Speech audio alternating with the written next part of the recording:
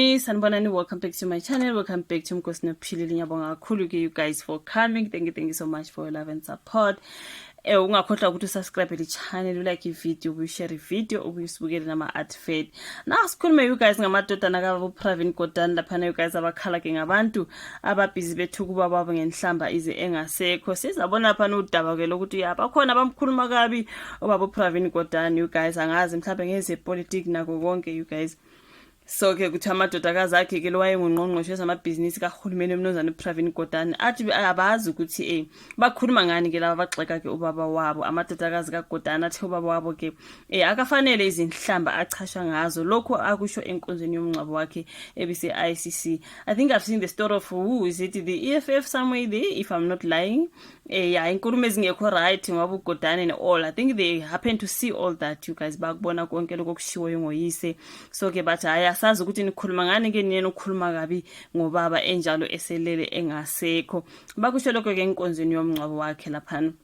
Indodakazi kaGordhan kunkosikazi Anisha Gordhan uthe kona ubaba wayo akufanele agxekelwe ukungenzi kahle kwezinkampani zikahulumeni ezifana neSAA, Denel nezinye ebezingaphansi komnyango ade uphethe ngaphambi ke kokhetho lwangoMeyi. But uthe ubaba wakhe wazama ngakho konke kusemandleni ke ukuhlenga lezi zinkampani ngesikhathi ke enikezwa lo mnyango ngo2018. Iqiniso ukuthi imali emabhizinisini kahulumeni yaqala ukubhubhudlwa ngo2009 kwaze kwaba u2018.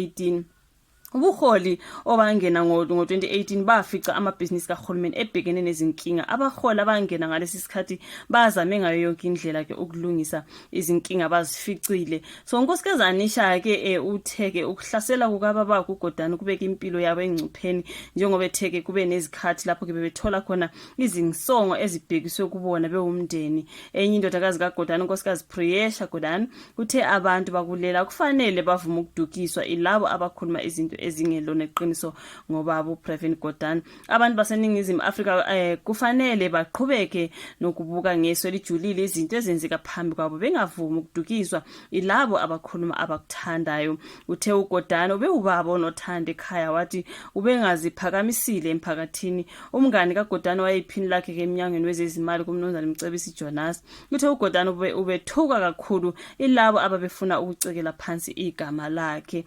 Inhloso yabo enkulu bebefuna ukuthi uGordhan nomnyango womgcina imafa behlelo ke isithunzi khona bezokwazi ukuzitamuzela emalini yomphakathi.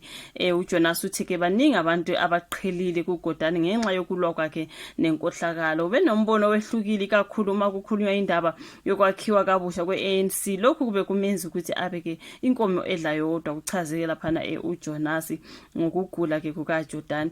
Into ekanjalo you guys kukaGordhan, sorry, I think I always say Jordan when I want to say Gordhan. Utheke July babatshela ukuthi uphethe umdlavuza wathi isimo sakhe sibi wathi utshela ukuthi uzophila izinyanga ezintathu kuphela.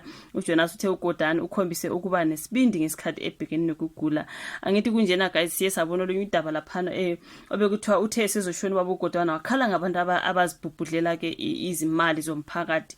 So kubonakala ukuthi mhlawumbe bengumuntu bengazwani nenkohlakalo ubezama ngakho konke okusemandleni ukulwa nenkohlakalo. That's why bebengamthandi. I think iloko kushiwa amadodakazi akhe you guys ukuthi abamthukayo ilaba kade befuna ukuzibhubhudlela izimali bethola ukuthi manje uvimbile laphana you guys ngoba yena bengazwani nayo.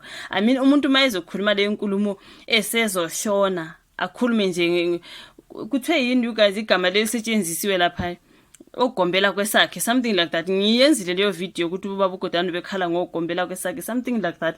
Oga ukuthi ushithi ubesilwa ke nonkohlakalo nayo ngicorruption ubengavumelani nakho. Yebo bekusenzeka but ubengavumelani nakho. So laba bamthukayo kuthiwa ke lana storyini ngabantu kade bezama ngazo zonke indlela ukuthi basebenzisa imali buhlapha ke imali engiyomphakathi bethola ukuthi manje uGordhan akavumi. That's why bese inkomo edla yodwa ngoba yena bengavumelani necorruption. Basothola ukuthi bayamzonda ke laphana abazwani naye. I mean ngizwile inkulumo eziningi lana ekukhulunywa kabi ngayo baba Pravin Gordhan okuchaza khona ukuthi obviously ngabantu kade bengazwani naye kweze politics because yena he is against corruption and people are doing corruption. iyona nto eshiwo ngamadodakazi akhe lapha nalo omunye ubaba ukuthi ke labo bantu abamzondayo ke ngabantu ade befuna ukwenza ingohlakalo something like that, bathi ke bamthukela ubala ke laphana ubaba wabo. You guys, yibo laba bantu kade bebusy besenza inkohlakalo, bethola ukuthi ke manje lo baba yena ungathi umendleleni yabo something like that.